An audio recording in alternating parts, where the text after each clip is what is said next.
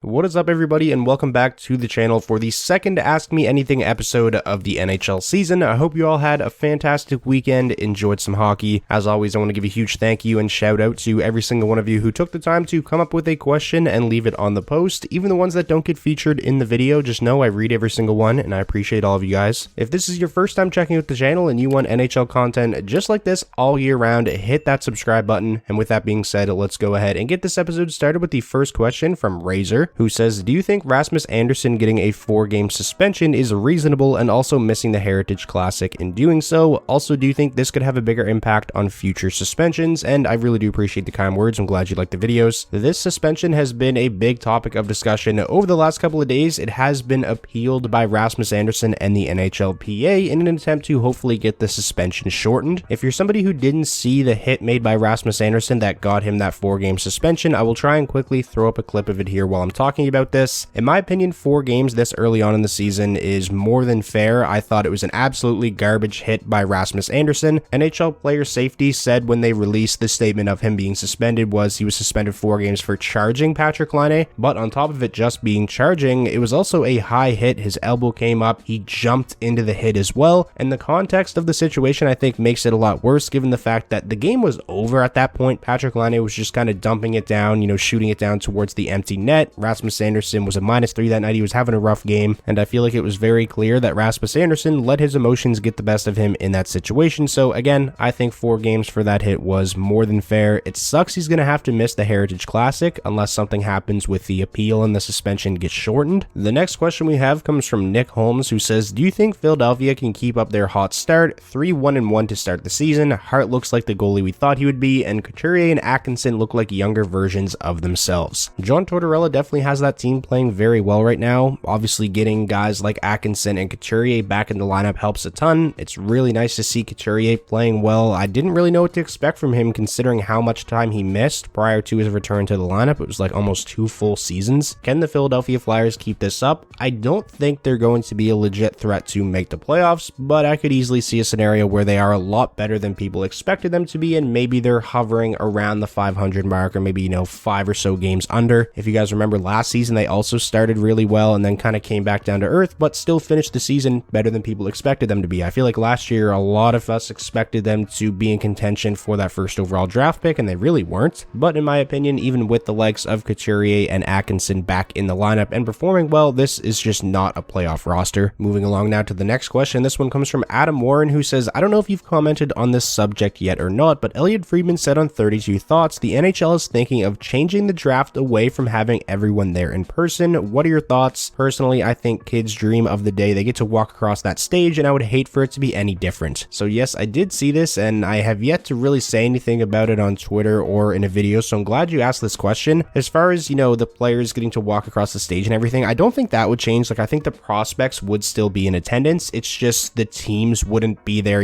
physically there wouldn't be a table for each team down there on the draft floor. GMs, scouts, everybody that makes the picks wouldn't be there at the draft themselves. They'd be, in their own war room in some different location that isn't at the NHL draft, probably just back in the city of whatever NHL team they're affiliated with. And I think the reason that this idea is being brought up is because it is difficult for NHL GMs to kind of do anything down there on the draft floor. The second they pick up the phone, the media's all over it. What kind of trade could they be talking about? And there's really not a lot of privacy down there. So I definitely think it would help in that aspect. Another reason why I believe the NHL is considering this is because it's probably a big ordeal to, have every team and everyone associated with that team who needs to be at the draft fly out to the same place. Can't be easy to organize all that, so it would obviously be much easier if each team was just off in their own location. And I'm all for the NHL trying new things. Maybe they try this one year just to see how it goes, but in my opinion, what makes the NHL draft so special and different from other major sports leagues is the prospect actually gets to, walk across the stage and shake the hand of the general manager that,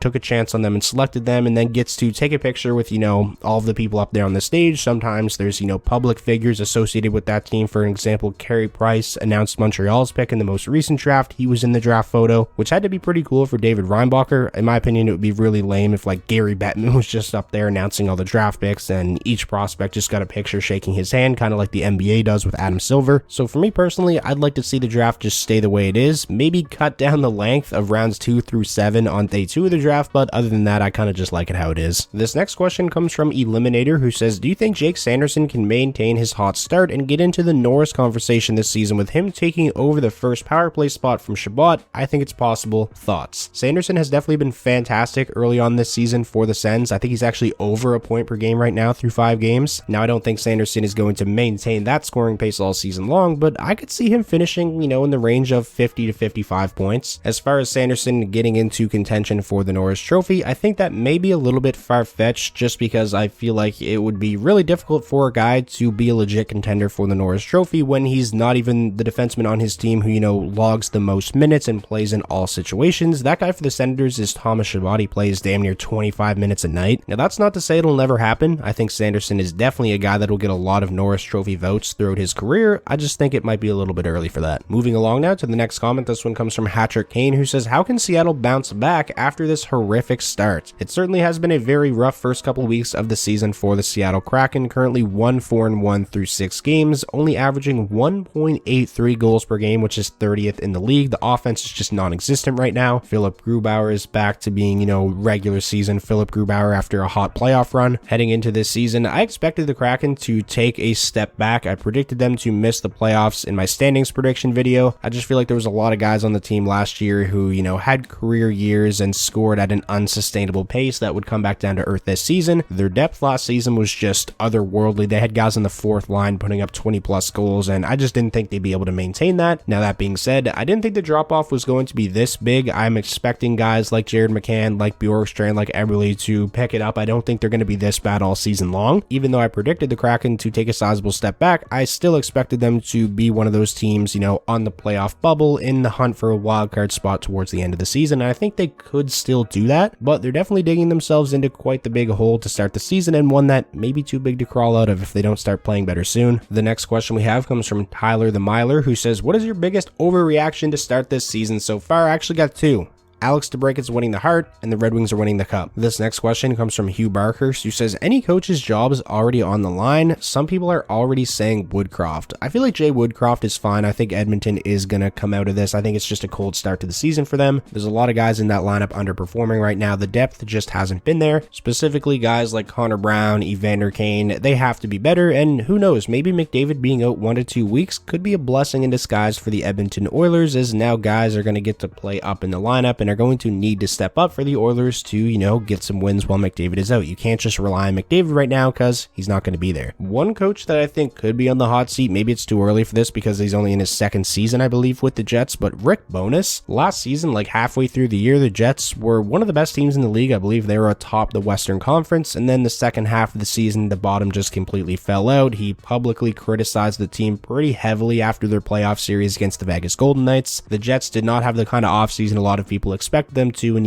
head kind of in a rebuilding direction. They re-signed the likes of Hellebuck and Scheifele, and they're off to a pretty slow start this season. So Rick Bowness is a guy that I would keep an eye on as a coach who potentially could be on the hot seat if the Jets have a rough first couple months of the season. The next question we have comes from JT Noss, who says, are there any teams so far that even if they aren't the best, you at least find surprisingly fun to watch, and also really appreciate the kind words? Montreal would definitely be one of those teams for me. I've enjoyed watching them early on this season, and I know you said teams that aren't necessarily the best. Montreal's actually over 500 right now, but they're not a team that anyone expects to be a legit playoff threat. The Chicago Blackhawks are another team that I would throw in that category for obvious reasons, Connor Bedard especially, but also guys like Lucas Reichel and Kevin Korchinski. Now, aside from those 3, that is a very difficult team to watch, though, I will admit, so when Connor Bedard's not putting up points, it's pretty stale. The next question we have comes from Cam, who says, are the Coyotes making the playoffs? Their systems are really good and they're off to a 3-2 record. I really think this team could surprise some people. Their goaltending looks stellar, and also really appreciate the kind words. The Coyotes have been really solid to start this season. If you guys watch my bold predictions video heading into the season, I said that the Coyotes would finish with a record of 500 or better, and early on in the season, they're making me feel pretty good about that bold prediction. I don't think they're going to make the playoffs still, but I do really believe that this is a team that can be hovering around that 500 mark. Moving along now, this next question comes from Max Matson, who says, is the poor start from the Caps and Ovi concerning in regards to him breaking Gretzky's all-time goal record? I believe it is, and also really appreciate the kind words. I'm not clicking the panic button on it or anything, but I would say it's definitely not a good sign. Like, I mean, we knew Ovechkin was going to slow down at some point. Is this finally the season? We see that big drop off in production from Ovechkin. He's got 0 goals through 4 games. He was held without a shot on goal in back-to-back games for the first time in his career, which is an insane stat. It's only been 4 games, of course, but man, that Capitals team looks absolutely awful, and Ovechkin has played really well and put up big numbers on bad Caps teams in the past, but he was a lot younger then. It's a lot more difficult to carry a bad team, I'm sure, when you're close to 40 years old. I would absolutely love it if Ovechkin rattles off a couple of hat tricks over the next few weeks and just completely shuts everybody up and proves all the doubters wrong, but it's definitely been, I would say, a little bit of a concerning start to the season for both him and the Capitals. This next question comes from Anything9192, who says, asking as a fan of the Maple Leafs, where do you stand on Justin Holl after a few games of seeing what he is, and also really appreciate the support, glad you like the videos. So I actually talked about this a little bit in last night's video recapping the Red Wings win over the Flames, but as somebody who was very skeptical about the Justin Holl signing in the offseason, I'm really liking what I'm seeing from him so far through 6 games. He leads the NHL in plus minus currently. He picked up 3 assists last night against Calgary, and I feel like he's just really thriving in a role that isn't too big for him. He's not, playing big minutes in the top 4. He's been on the bottom pairing most nights when he's been in the lineup. He's served as a healthy scratch one game because the Red Wings kind of have a little rotation going right now with Mata, Petrie, and of course Justin Holl, where Derek Lalonde is kind of just rotating those guys in and out of the lineup. Like last night it was Jeff Petrie who was a healthy scratch. Like I said, Justin Holl has been a healthy scratch. Same with Olli Mata. Sometimes they've played with 7D. It's working really well. It's keeping those guys fresh, and then when those guys do get in the lineup, they're playing well because they're trying to make the best of those opportunities, given the fact that they don't know if they're going to be playing every single night. So I'm liking what I'm seeing from Justin Holl. It's early, but so far so good. And now finally finishing out the video with the last question from FU2NV Family 17, who says, do you think that Cole Caufield can be a legit 50 goal scorer, maybe even this season if he stays healthy for the Habs? He's had a strong start with 3 goals and 2 assists in his first 4 games. Also really appreciate the kind words, and I'm glad you like the videos. I think Caufield can definitely be a 50 goal guy. He scored at a 40 goal pace last season. It was just he didn't hit that mark obviously because he was injured and missed a bunch of time. Cole Caufield is definitely a big reason why Montreal was my answer to a question earlier in this video, who are teams I like watching that may not be the greatest. Cole Caufield is just so fun to watch, and he's a guy that I think is going to be a perennial 40 plus goal scorer for a long time and probably have a couple 50 goal seasons. Maybe even this season, if not 50 this year. I'm definitely penciling him in for 40 if he stays healthy and plays, 75 plus games. So that is going to wrap up this week's episode of the Ask Me Anything series. If you enjoyed today's video, please be sure to leave it a like and let me know down below in the comments if this is something you want me to continue to do every single Monday. And most importantly, if this was your first time checking out the channel and you want NHL content just like this all year round, hit that subscribe button. If you're an NHL fan, this is the place to be, and I'll talk to you all again soon.